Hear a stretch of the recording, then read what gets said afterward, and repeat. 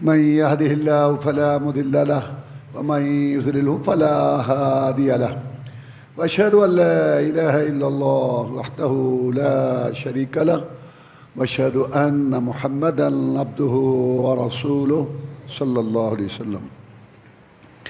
أما بعد فإن خير الحديث كتاب الله وخير الهدي هدي محمد صلى الله عليه وسلم وشر الأمور محدثاتها وكل محدثة بدعة وكل بدعة ضلالة كل ضلالة في النار.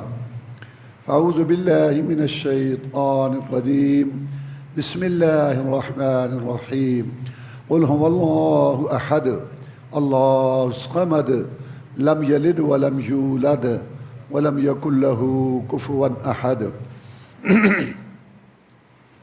عن معاذ بن جبل رضي الله تعالى عنه قال كنت ردف رسول الله صلى الله عليه وسلم على حمار ليس بيني وبينه إلا موهرة الرحل فقال يا معاذ أتدري ما حق الله على العباد؟ ما حق العباد على الله؟ قلت الله ورسوله أعلم.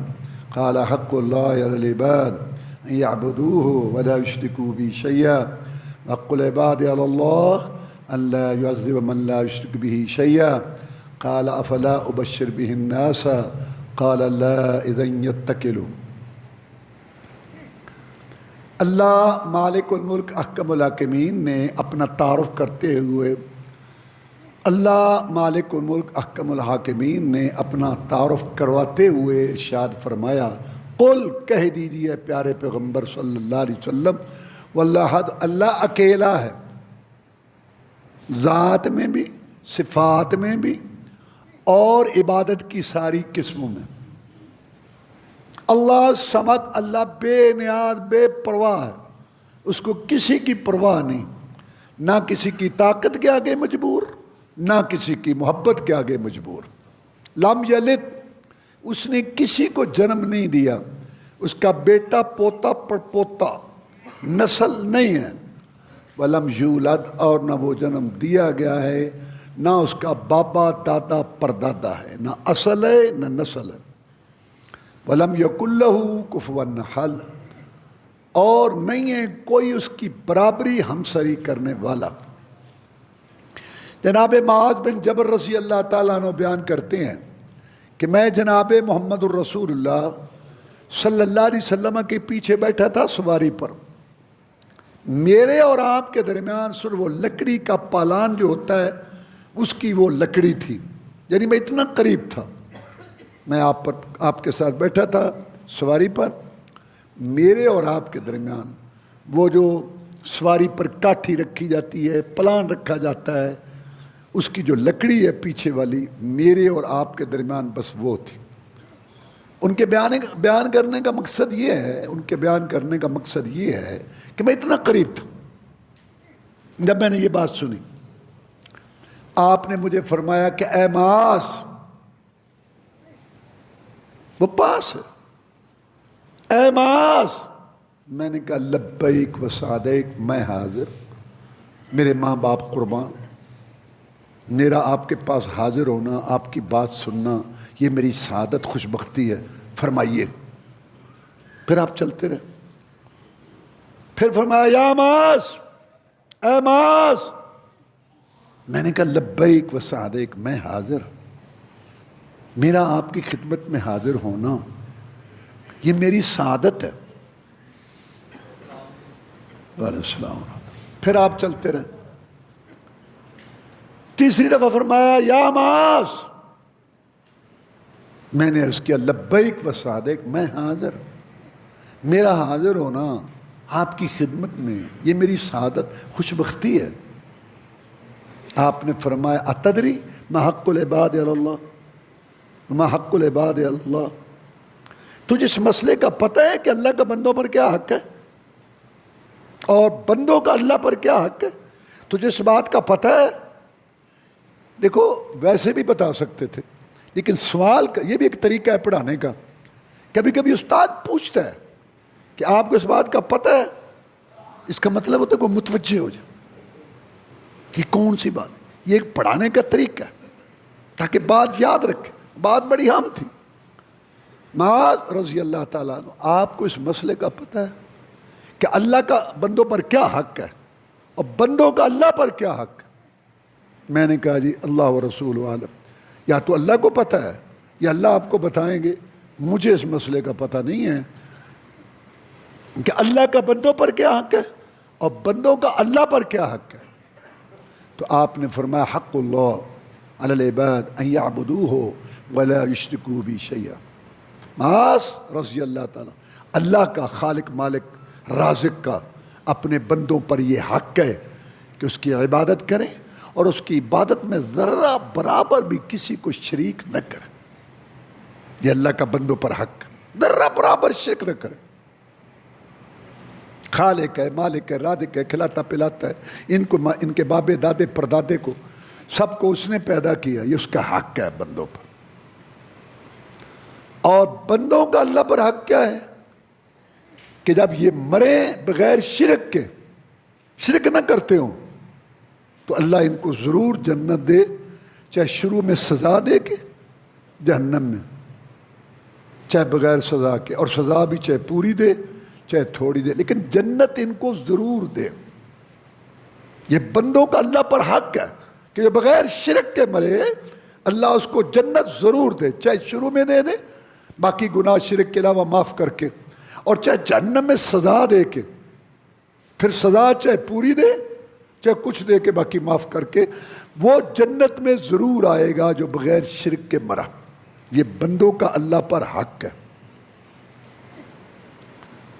اور یہ جو حق ہے نا بندوں کا اللہ پر، یہ ایسے نہیں ہے جیسا میرا آپ پر حق ہے اور آپ کا مجھ پر حق.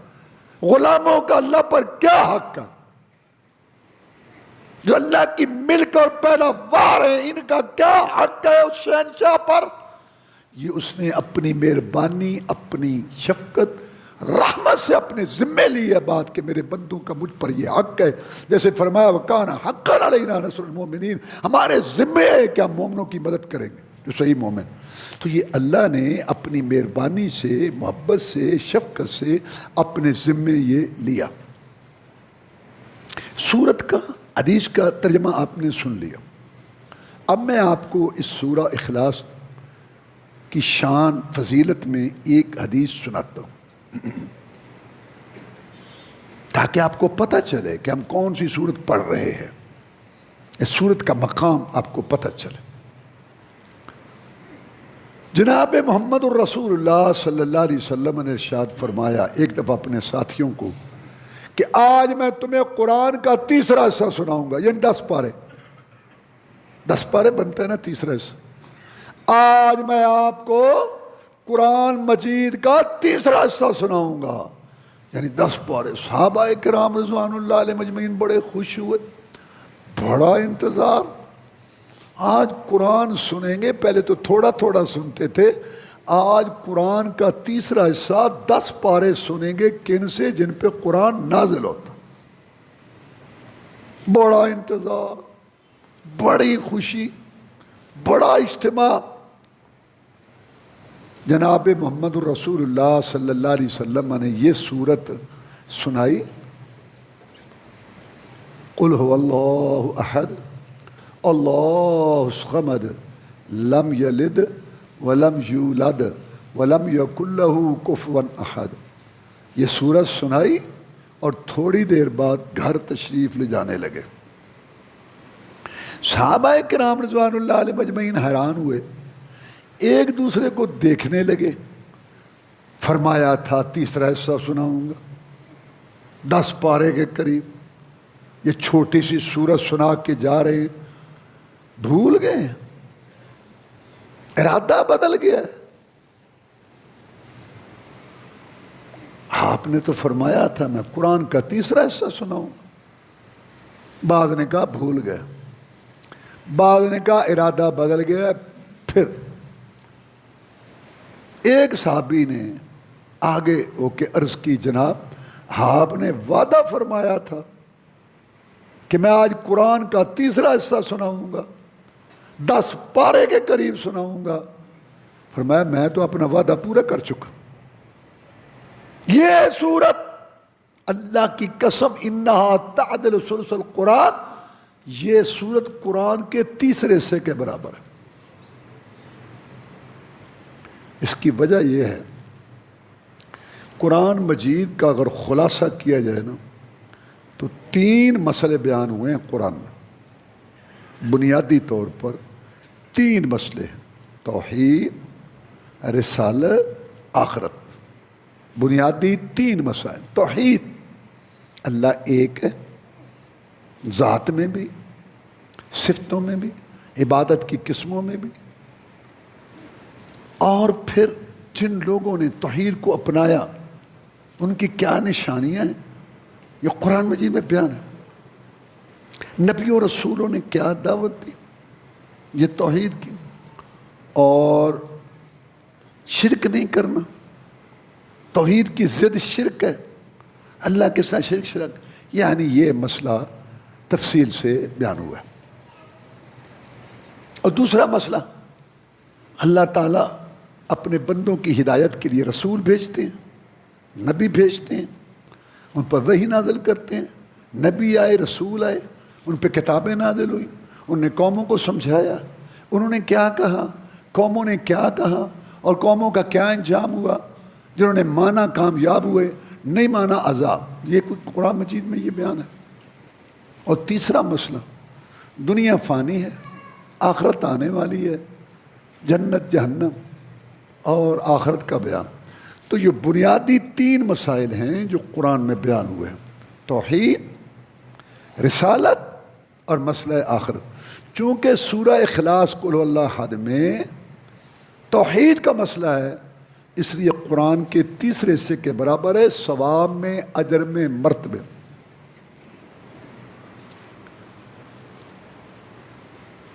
اور یہ سورت جو ہے نا، اللہ نے اپنے بندوں پہ حجت پوری کی ہوئی ہے کہ کل کو یہ نہ کہیں یا اللہ ہمیں تو پتہ ہی نہیں تھا۔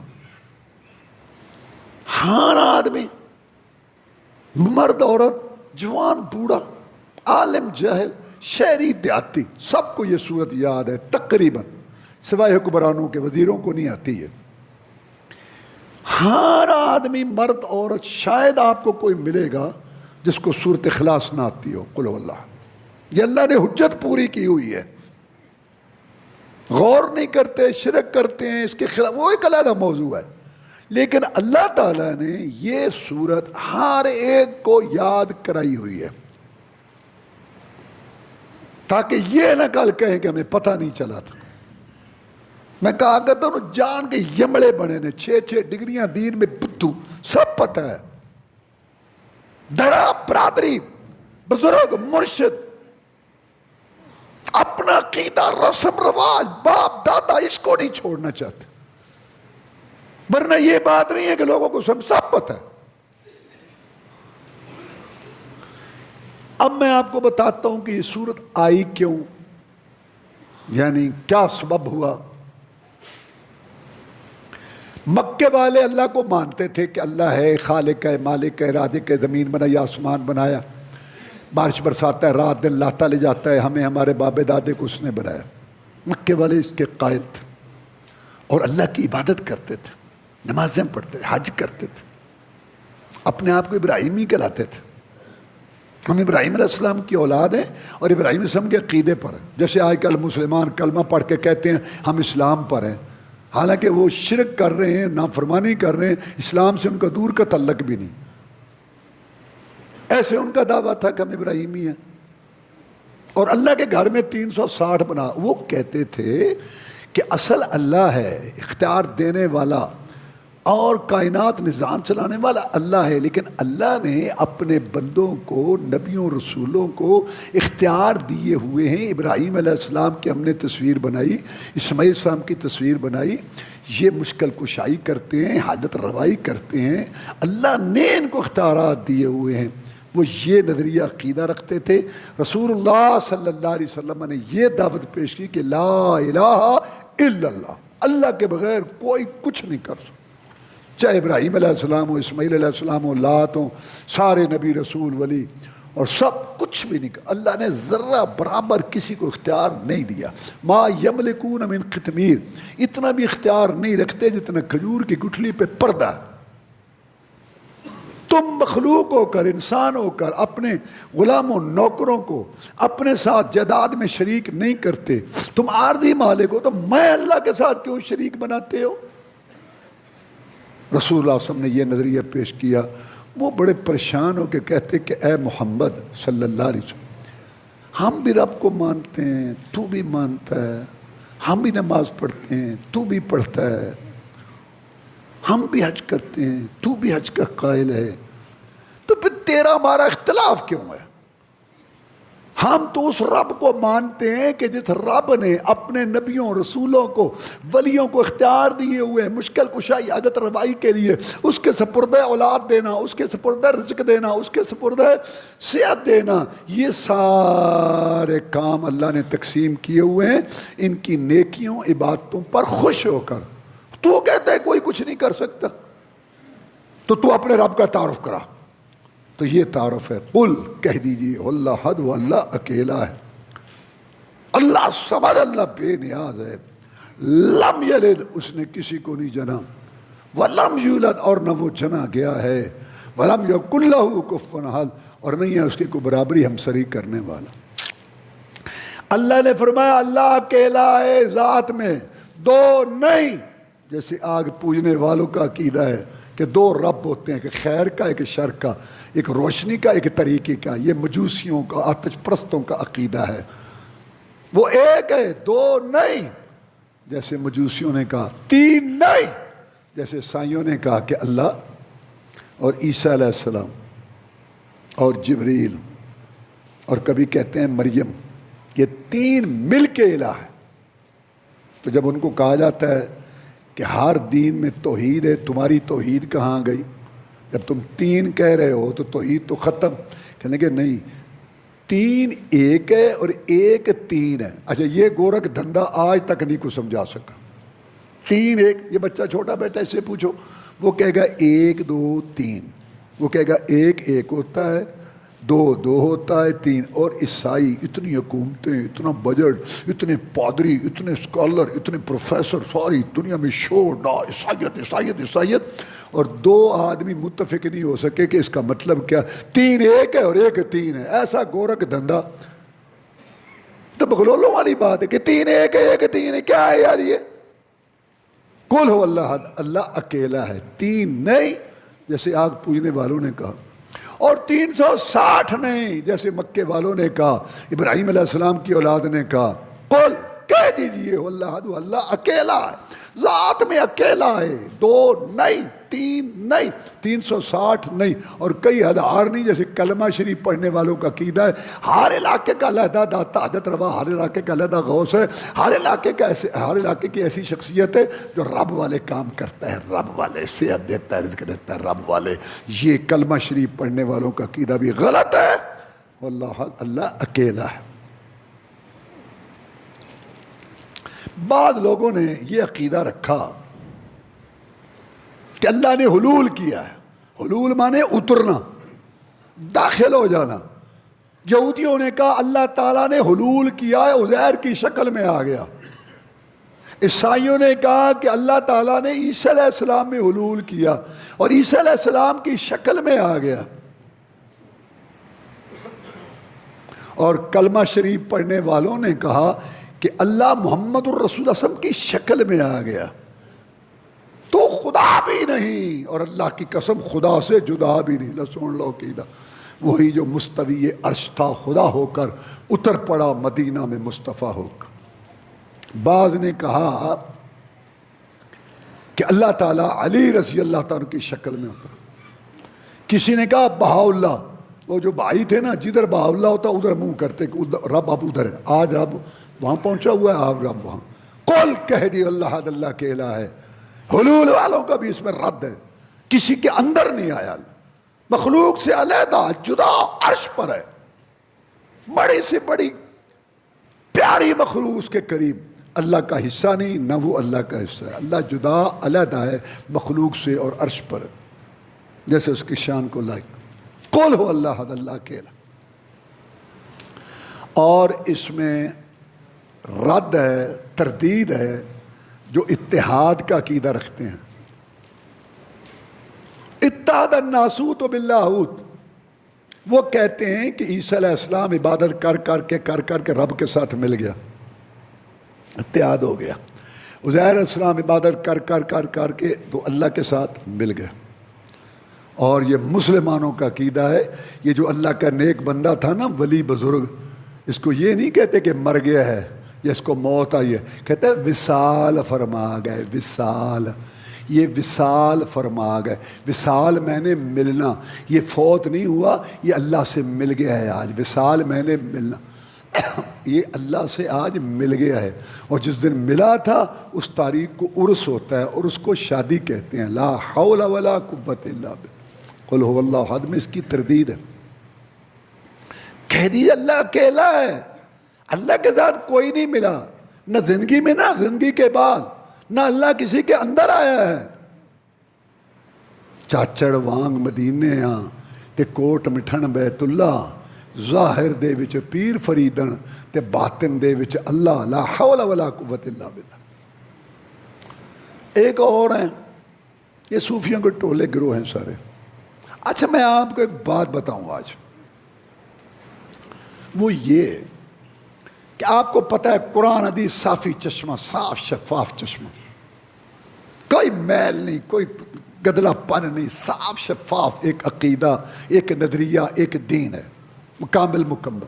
رسول اللہ صلی اللہ علیہ وسلم نے ایک سیدھی لکیر کھینچی اور دو دائیں کھینچی اور دو بائیں کھینچی اور فرمایا یہ شیطانی راستے ہیں اور یہ سیدھی راہ. پھر یہ آیت پڑھی وَأَنَّ هَذَا صِرَاطِي مُسْتَقِيمًا فَاتَّبِعُوهُ وَلَا تَتَّبِعُوا السُّبُلَ فَتَفَرَّقَ بِكُمْ عَنْ سَبِيلِهِ ذَلِكُمْ وَصَّاكُمْ بِهِ لَعَلَّكُمْ تَتَّقُونَ.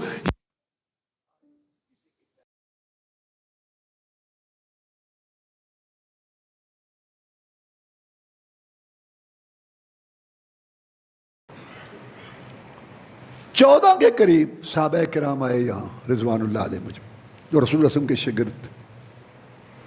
بے شمار تابعین آئے. اصل اسلام ہمارے پاس ہے. 400 سال تک ہمارا تعلق عربوں کے ساتھ تھا. وہاں سے گورنر آتے تھے، وہاں سے امیر آتے تھے، وہاں سے ہماری رہنمائی ہوتی تھی. 400 سال یہ یہاں سے تو صاف شفاف دین آیا نا. لیکن 400 سال کے بعد ایران، روس کی ریاستیں، چین، اتنا لمبا چوڑا ہندوستان، 500 سال ایسے دین آیا ادھر سے. تو جب یہاں یہ دین ادھر سے آیا، اس میں مجوسیت، بدھ مت، جین مت، ہندو مت، یہ سارا سلسلہ آ گیا تصوف اور صوفیت کے نام پہ. 10ویں صدی میں جا کے عبدالحق محدث دہلوی کھڑا ہوا رحمہ اللہ، اور اسی طرح بعد میں شاہ ولی اللہ اور اس کا خاندان رحمہ اللہ. اصلاح ہونی شروع ہوئی اور ابھی تک اصلاح ہو رہی ہے. لیکن ابھی تک بھی نسل در نسل ہونے کے باوجود ہندوؤں والی رسمیں، ہندوؤں والی سوچیں، ہندوؤں والے طریقے، وہ سارا ان کے اندر موجود ہے کلمہ پڑھنے والوں سے. کیونکہ ادھر سے نا سارا وہ جیسے صاف چھت ہو نا، پانی ہے تو صاف ستھرا، اور جب گند ہو تو سارا گند من ساتھ. یہ ہے اصل. یہ بعد میں آپ کو، یہ اصل میں نے صوفیوں کا ذکر کیا. یہ جو آپ کو عقیدے گندے بتائے میں نے، گندے عقیدے، حلول والا، اتحاد والا، یہ سارے یہ آئے، یہ گند آیا ادھر سے. جب صاف تھا 400 سال کوئی مسئلہ ہی نہیں تھا. ایک ہمارا دوست تھا، اکوری منڈی کا بڑا تاجر تھا، یہ اس کا یہاں آ کے اذان کہتا تھا. فوت ہو گیا بیچارہ. تو پھر لوگوں میں باتیں تو ہوتی ہیں نا، یعنی جب بازار میں بیٹھتے ہیں، مارکیٹ میں، ہر کو اپنی اپنی بات، جب مذہبی بات وہ ان کو قرآن حدیث سمجھاتا تھا تو ان کے پاس کوئی جواب نہیں ہوتا تھا. تو وہ کہتے تھے ایسے تو کہہ رہا ہے، یہ بزرگوں نے، اللہ کے نیک بندوں ولیوں نے قوالیاں گا گا کے، ڈھولکیاں بجا بجا کے، ناچ ناچ کے، تالیاں پیٹ پیٹ کے ہندوستان کو مسلمان کیا. اچھا وہ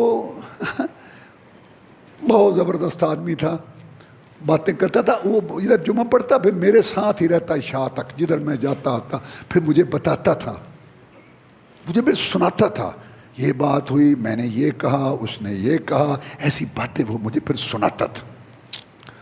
تو جب وہ باتیں آگے سے ایسے کرتے نا تو کبھی کبھی اکتا کے کہتا ہاں ہاں ہاں مان لیا, تواڈے ورگے ہی مسلمان ہو گئے, 7ویں نسل آ گئی ہے, اصلاح ہی نہیں پیوندی, کیتا ہے مسلمان آ تواڈے ورگے کر کے گئے نے آ جڑے ہونے, حالے جنہاں دی اصلاح نہیں پیوندی, نہ نماز نہ روزہ, تے بس پوجا پاٹ تے تماشے تے رسم مان لیا. کبھی وہ یہ کہتا تھا, ایک میں اس کا واقعہ بھی سنا دیتا ہوں آپ کو, بڑا زبردست مبلغ تھا. کہتا ہے ایک دفعہ میں بازار میں, ایک طریقہ ہے نا تبلیغ کا, کہتا ہے ایک دفعہ میں بازار میں گیا تو ریڑھی پہ مچھلی لگا کے ایک آدمی کھڑا تھا. میں نے کہا جناب یہ مچھلی تازی ہے؟ کہتا تازی ہے. یہ اس نے مجھے سنائی جیسے بات, سمجھانے کا ایک طریقہ. آپ نے مداریوں کو دیکھا کیسے مجمع لگاتے ہیں پھر اپنی بات کرتے ہیں. تو کیا لگا, میں نے اس کو کہا کہ یہ مچھلی تازہ ہے؟ کہتے تازہ ہے. میں نے ایک مچھلی اٹھائی اور کان کے ساتھ لگائی, ویسے بھی دیکھا میں نے سونگا وہ جیسے کان سے دیکھتے ہیں, جو بھی میں نے کیا طریقہ, لیکن میں نے کان سے لگائی اور رکھ دی. میں نے کہا یار آدمی بات تو سیدھی کرے, سودا تو بک جائے گا, جھوٹ بولنے کا کیا مطلب ہے؟ کہتا مولوی صاحب کی گل ہے؟ کہتا بات یہ ہے, آپ کہتے ہیں مچھلی تازہ ہے, میں نے اس سے پوچھا ہے, ہمارا ایک آدمی ڈوب گیا تھا, تو نے وہاں دیکھا ہے, وہ کہتی ہے میں مہینے سے آئی ہوئی ہوں, 1 ماہ سے, مجھے نہیں پتہ, میں نے تمہارا آدمی نہیں دیکھا وہ 3 دن سے جو ڈوبا ہوا ہے, میں تو 1 ماہ سے آئی ہوئی ہوں, اور آپ کہتے ہیں کہ مچھلی تازہ. مولوی صاحب کیا بات ہے, مچھلی, کہتا یہ مچھلی بول, کہتا یہ دیکھو, بتایا نہیں اس نے مجھے, تیرے سامنے بتایا. تو بازار میں تو رش بہت ہوتا ہے, ادھر آؤ یار یہ دیکھو یہ کیا کہہ رہا ہے, ادھر آؤ ادھر آؤ, یہی اس کا مقصد تھا. مجمع اکٹھا ہو گیا, آ گیا, کہا تو یہ کیا کہہ رہے ہیں, مولوی صاحب کیا بات ہے؟ کہتے یار میں نے اس سے پوچھا ہے کہ مچھلی تازہ ہے, تو اس نے کہا تازہ ہے. تو میں نے کہا کہ میں نے مچھلی سے پوچھ لوں, تو میں نے اس سے پوچھا ہے, یہ کہتی ہے مچھلی کہ میں تو 1 ماہ سے آئی ہوئی ہوں, میں نے اس کو کہا ہمارا آدمی ڈوب گیا تھا 3 دن سے, دیکھا, کہتے میں نے تو نہیں, میں تو 1 ماہ سے آئی ہوں. مولوی صاحب بیوقوف بنا, سارا مجمع اکٹھا ہو گیا. کہتے کیا بات؟ کہتے یہ نہیں بول. کیوں؟ کہتا مر گئی ہے. جو مرے ہوئے ہیں نہیں. تو کہتے علی حجویری جس کو داتا مانتے ہو نا, وہ بھی فوت ہو گیا ہے, نہ سنتا ہے نہ کچھ کرتا ہے. میں نے وہاں 15 منٹ تقریر کی. تو کہنے کا مقصد ہے 6 ڈگریاں دین میں بدو پتہ ہی کوئی نہیں یار. اللہ کے نیک بندے اللہ کے پاس چلے گئے, اللہ ان پہ کروڑوں رحمتیں نازل کرے, رب والے کام تو رب بھی کر رہا ہے. تو یہ صوفیوں کی جو بات آئی ہے نا, تو میں نے اس لیے آپ کو بتایا کہ ادھر سے یہ سارا ملغوبہ سا ایسا آیا ہے, ابھی تک نکل ہی نہیں رہا, اصلاحیں ہو رہی ہیں. تو میں یہ کہنا چاہتا تھا کہ یہ دین صاف شفاف اللہ تعالیٰ نے نازل کیا, تو اس میں یہ باتیں صوفیوں نے ملائی. ایک یہاں پروفیسر تھا, اس نے تاریخ تصوف لکھی, اس کو نوکری سے نکال دی. یہ نہیں کوئی بات سننے کے لیے تیار ہے. اب آپ صاحب دیکھیں, یہ کوئی عقیدہ ہے کہ اللہ اس کی شکل میں آ گیا؟ اللہ موسیٰ علیہ السلام نے کہا یا اللہ میں آپ کو دیکھنا چاہتا ہوں. اللہ نے کہا تو مجھے نہیں دیکھ سکتا, یہ قرآن کا مسئلہ ہے. پہاڑ کو دیکھ, اللہ تعالیٰ نے پہاڑ پر تجلی کی, اپنی سینکڑوں تجلیات میں سے قرآن کہتا ہے پہاڑ پھٹ گیا, موسیٰ علیہ السلام گر پڑے. موسیٰ علیہ السلام تو ایک جھلک نہ دیکھ سکے, اور تو کہتا ہے سارا رب اس کے اندر آ گیا ہے پیر کے اندر. عقل کرو یار, شان ان کی بڑی. اور بتاؤ قرآن حدیثوں جو نہ کوئی تھوڑے تے پھر گپا مارا نہیں دسو کی لوڑے, چھڑی جانیاں نے. قرآن دی بھرا پڑا ہے, سیدھی بات تمہیں نہیں آتی نہیں ہے, آتے تو اس کو اپنانے کے لیے تیار نہیں ہے. تو مقصد کہنے کا یہ ہے کہ یہ اتحاد بھی غلط ہے. یہ قل هو اللہ احد میں تردید ہے صاحب کی. اچھا ایک اور ہے, وہ کہتے ہیں وحدت الوجود. یہ سارا صوفیوں کا مسئلہ خراب کیا ہوا ہے سارا. وحدت الوجود یہ کیا ہے؟ کہتا ہے اللہ, فرشتے, بندہ, انسان, معاذ اللہ نیک برے, زمین اسمان تارے, سارا کچھ ایک ہی ہے. عربی میں کہتے ہیں وحدت الوجود. اور فارسی میں کہتے ہیں ہم اوس، اور پنجابی کہتے ہیں سونا آپ ہی ہر رنگ چ لگا پھر دے۔ اللہ علیحدہ ہے، اکیلا ہے، مخلوق سے جدا ہے، اللہ عرش پر ہے۔ ساری باتوں کی اس میں تردید ہے قل واللہ احد کے اندر۔ حلول بھی نہیں کہ اللہ کسی کے اندر اترا ہو، اتحاد بھی نہیں کہ وصال فرما گئے رب سے مل گئے۔ واللہ ایسے ایسے کفر کر رہے ہیں، اسلام سے تعلق ہی کوئی نہیں اس بات کا، اور اپنے آپ کو شیخ علیہ السلام اور پتہ نہیں کیا کیا کہلاتے ہیں۔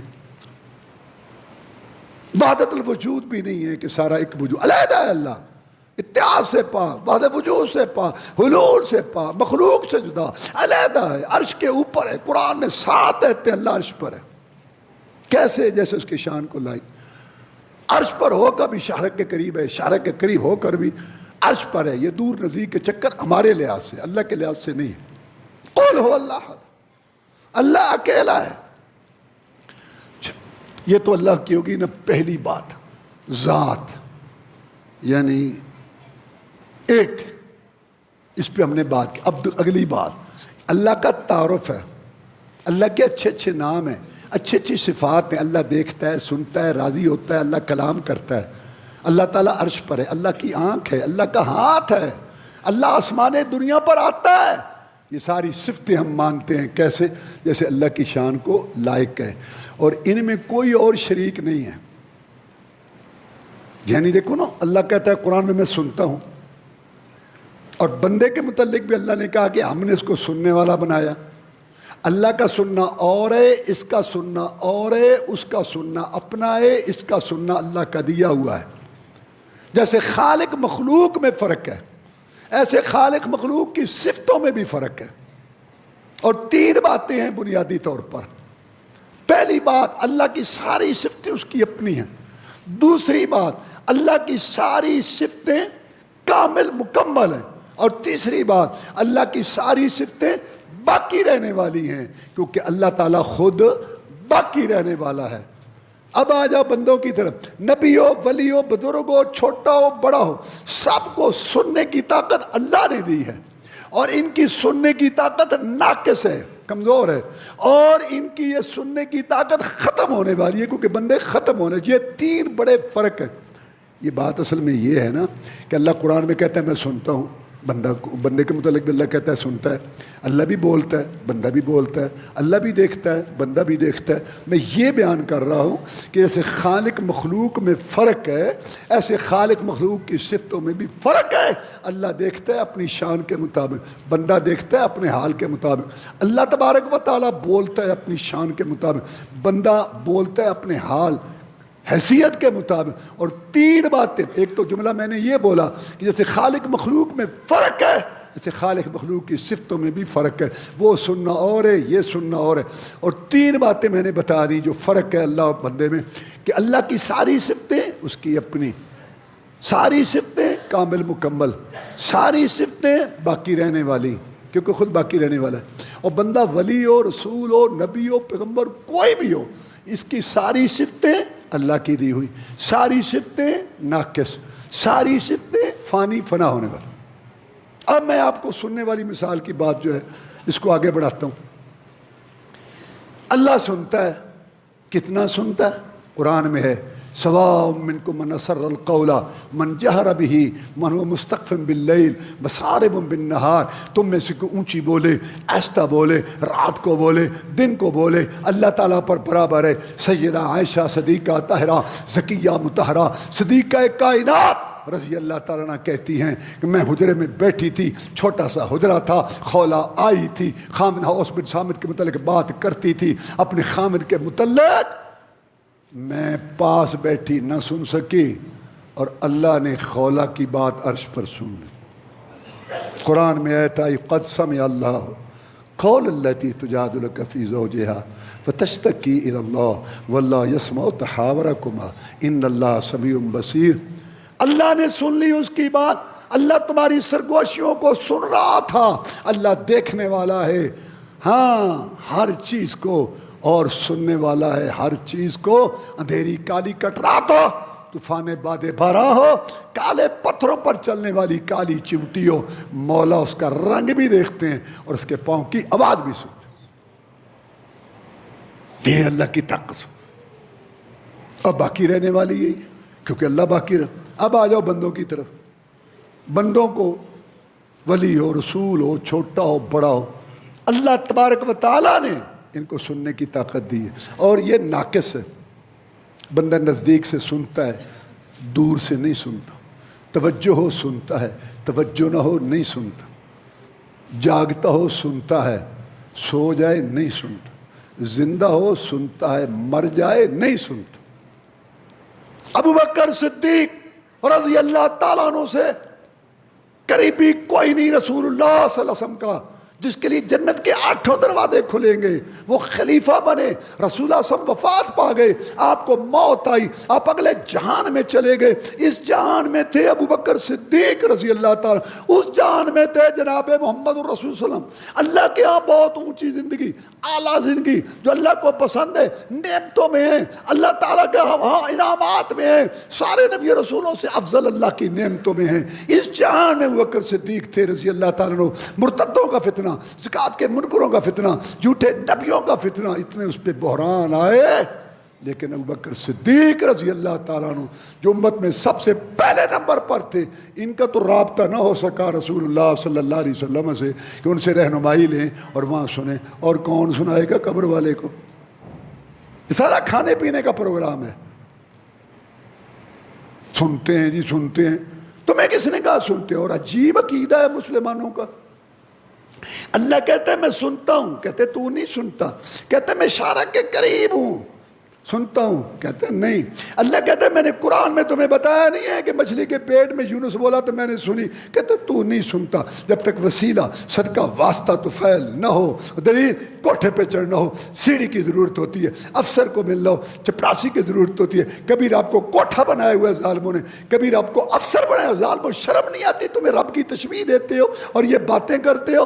کہتا وہ نہیں سنتا، اور فوج شدہ بزرگ 2,000-2,500 کلومیٹر سے سن رہا ہے، اور بغیر وسیلے صدقے تو فعل کے سن رہا ہے، عبد القادر جیلانی رحمۃ اللہ علیہ، اور ادھر اجمیر سن رہا ہے۔ پھر رب ان کو ہونا چاہیے تھا۔ خدا کا خوف کرو، اپنے عقیدے درست کرو، سورۃ اخلاص جو قل هو اللہ پڑھتے ہو اس کو سمجھو، اللہ اس کی توفیق دے۔ وآخر دعوانا الحمدللہ رب العالمین۔ ان الحمد للہ نحمده ونستعینه ونستغفره ونعوذ باللہ من شرور انفسنا ومن سیئات اعمالنا، من يهده الله فلا مضل له ومن يضلل فلا هادي له، واشهد ان لا الہ الا اللہ وحدہ لا شریک له، واشهد ان محمدا عبدہ ورسولہ صلی اللہ علیہ وسلم۔ اما بعد فان خیر الحدیث کتاب اللہ وخیر الہدی ہدی محمد صلی اللہ علیہ وسلم، وشر الامور محدثاتها وکل محدثۃ بدعہ وکل بدعۃ ضلالہ وکل ضلالۃ فی النار۔ اللہ تعالیٰ نے قرآن مجید میں ارشاد فرمایا کہ میں نے اپنا پیغمبر جناب محمد الرسول اللہ صلی اللہ علیہ وسلم کو بھیجا، ان کی ڈیوٹیاں لگائیں۔ اللہ نے قرآن مجید میں بیان کیا کہ میں نے اپنے پیغمبر کی ڈیوٹیاں لگائی۔ یحل لهم الطیبات ویحرم علیہم الخبائث، یہ جو رسول ہم نے بھیجا پاکیزہ چیزیں، اچھی چیزیں حلال کرتا ہے ان کے لیے میرے حکم سے، اور گندی خبیث چیزیں حرام کرتا ہے۔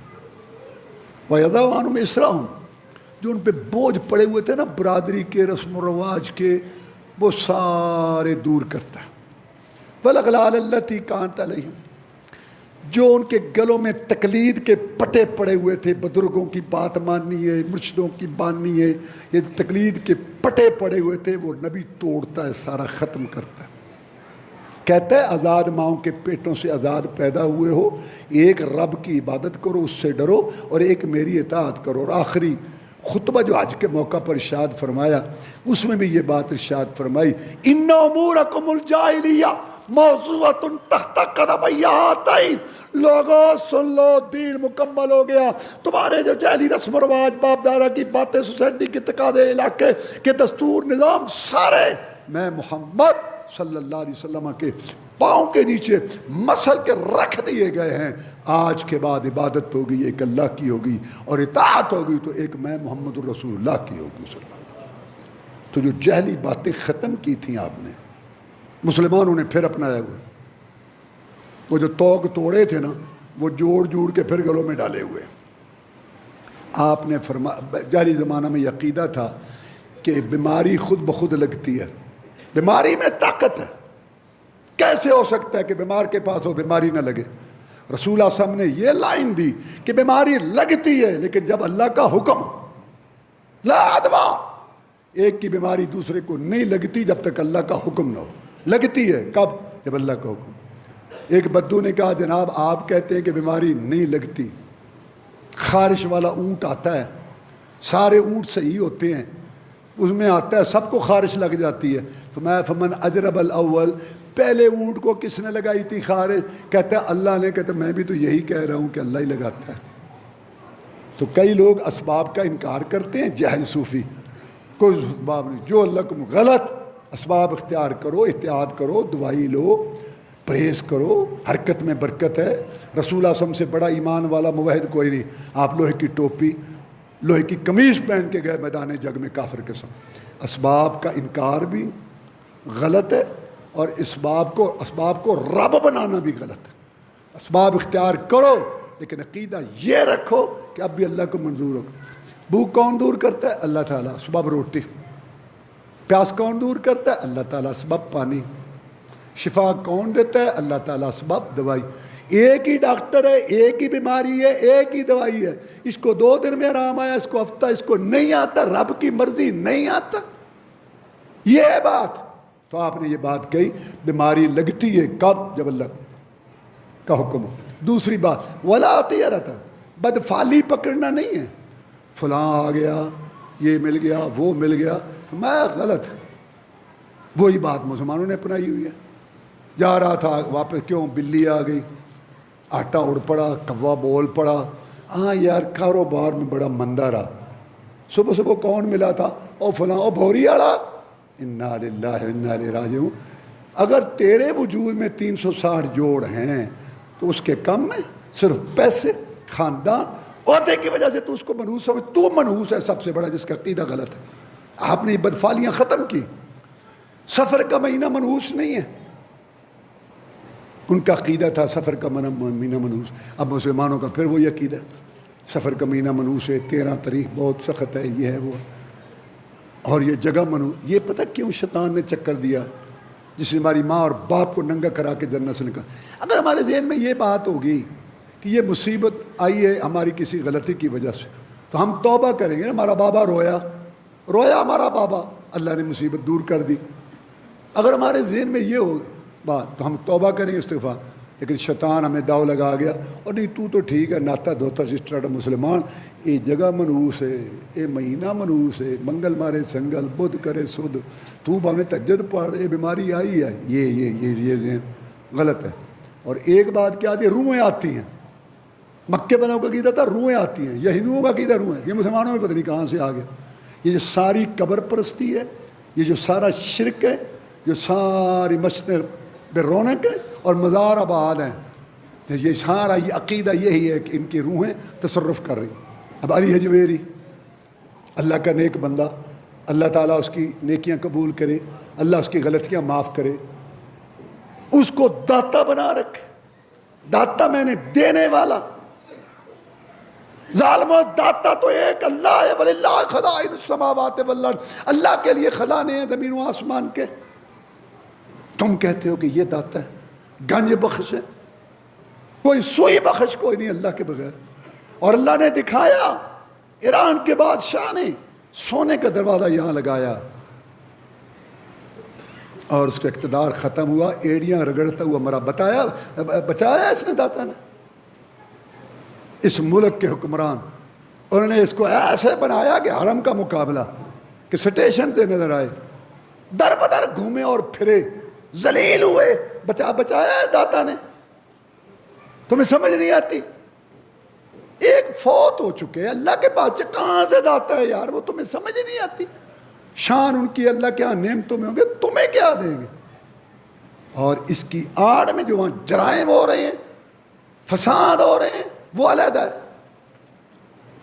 کہتے ہیں نگری داتا دی، اور تمہیں کس نے کہا؟ اللہ فرماتا ہے للہ ما فی السماوات ما فی، اللہ ہی کے لیے جو آسمان اور زمین میں ہے۔